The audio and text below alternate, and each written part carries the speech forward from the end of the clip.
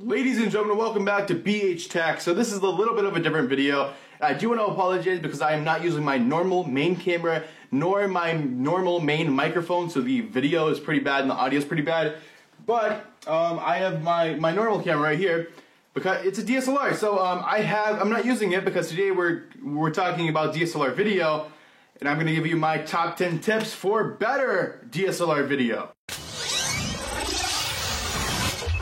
Tip number 1 is get the absolute hell out of auto mode. I have no idea why people buy a DSLR camera and then decide to leave it in auto mode. Manual mode is where the beauty happens, okay, ladies and gentlemen?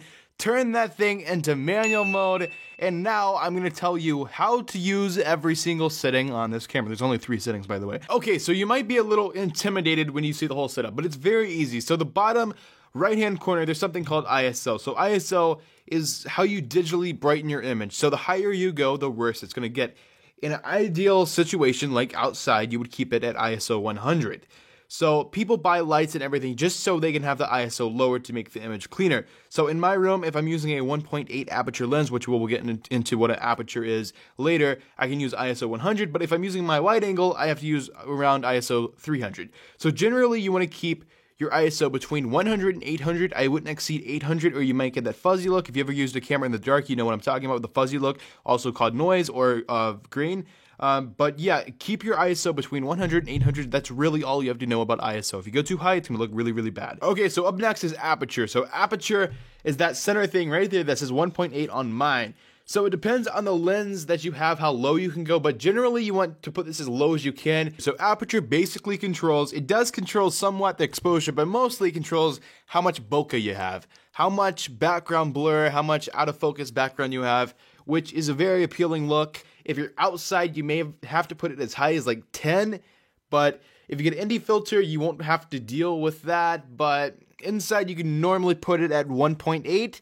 But if you don't have a 1.8 lens, you more than likely have a 3.5 or 4 lens. It really depends what kind of lens. If you have a kit lens, I believe it's 3.5 you can go, the lowest you can go. But generally, you want to go as low as you can. Outside, go as low as you can without making it too bright. And finally, we have shutter speed. So shutter speed is the biggest mistake people make, especially if they're going from photography to videography. It's a huge change because you have to leave the shutter speed exactly the same for video. You cannot change it to make it brighter or darker like you can for photography, and it's so difficult for people to understand. You cannot move that. So it depends on your frame rate. If you don't know your frame rate, you're most likely doing 30 frames per second. So you want to keep that exactly at 60 and don't change it. But see, I'm doing 60 frames per second for my videos. So I have to keep it at 120, but 120 is an option, so 125 is where mine is. But for you, I guarantee most of you will have to keep it exactly at 60. Don't move it for anything. Okay, up next, after manual settings, there is manual focus. So if you don't have one of the top of the end DSLRs, like I have the 80D, it's one of the better ones that has better autofocus. It's actually, I think the 80D has the best autofocus out of all the Canon DSLRs.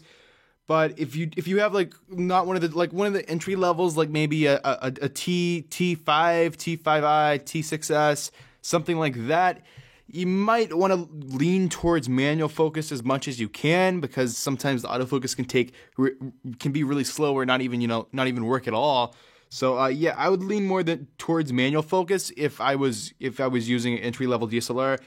If you don't know how to do that, there's a switch on the lens that says MF. Just switch it to that. Switch to MF, and then use the ring that's on the very end of the lens to change how clear, how focused in, or what object you want it to focus on or whatever. Up next should be a no-brainer. If you have a fancy camera, don't be the person that stacks it on a bunch of books. Get a tripod. They sell really cheap ones at Walmart for 20 bucks. Please get one.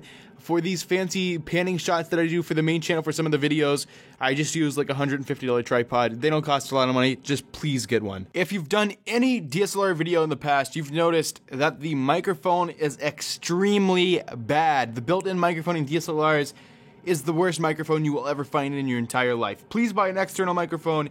You can get one for a couple $100s. That's the best one you can buy for a DSLR is only a couple $100s. This is the one I use, the Rode VideoMic Pro. Please get it and make your video sound 100 times better. Up next is the main thing people overlook, okay? Your lighting. The lighting is the main thing. Some people just think, oh no, it's a piece of crap camera, it's terrible. No, it's your lighting, okay? Normal lights, I don't care how bright the room is to your eye, it's terrible to a freaking camera, okay? We need to go on Amazon and buy some softboxes or some LED panels or a ring light or something. Currently, I use 3 of these Limo Studio, whatever the hell it's called, softboxes, and I'm wanting to upgrade to a ring light and 2 LED panels, but, you know, just whenever I've got the extra money to do that, I don't know. But you have to have good lighting to have good DSLR video. Up next is framing. So most rules of photography also apply for video. Other than that, you know, that shutter speed rule I told you never ever to follow. But framing, there's this rule of photography and cinematography called the rule of thirds, where your eye is actually automatically drawn to something in the third, one of the thirds.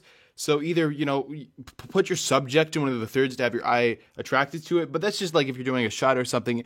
I wouldn't really follow it if you're just talking in front of a camera, but it's still nice. It's still, you know, composing a shot and making someone's eye, it looks more appealing, but you don't really have to do it, but it's still a really nice thing. It makes your videos look more professional. Okay, up next is something you don't necessarily have to do, but it's still something that will improve your DSLR video quite a bit. Buy a new lens. So DSLRs are the only cameras, well, mirrorless too, but are one of the only cameras that you can actually take off the lens and switch them out. And most people don't even buy new lenses. Buy new lenses. It's made so you can switch the lenses out. A wider open aperture, you can have more bokeh, a blurrier background, other than the, you know, more than the kit lens. And that, like I said, that's a very appealing look to have that, have your subject in focus up close, and then the background out of focus and something like that. And buy a new lens to do that. I mean, there's other benefits to shallow depth of field and wider open apertures. So definitely look to a better lens. And the one I was using for the shot of this figure was only $100.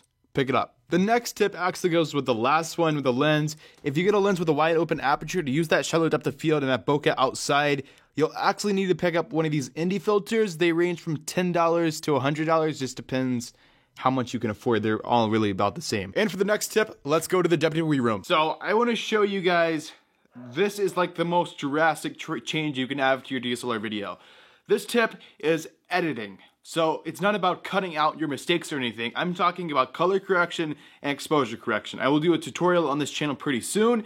But anyway, you can take your DSLR video from looking like this to looking like this. That's all in editing, and I will show you guys how to do that next week. And the final tip for DSLR video, you have to remember, it's not about what camera you have, it's not about what settings you use, it's about what you put in front of the camera. And if you guys enjoyed this video, make sure to like it and subscribe.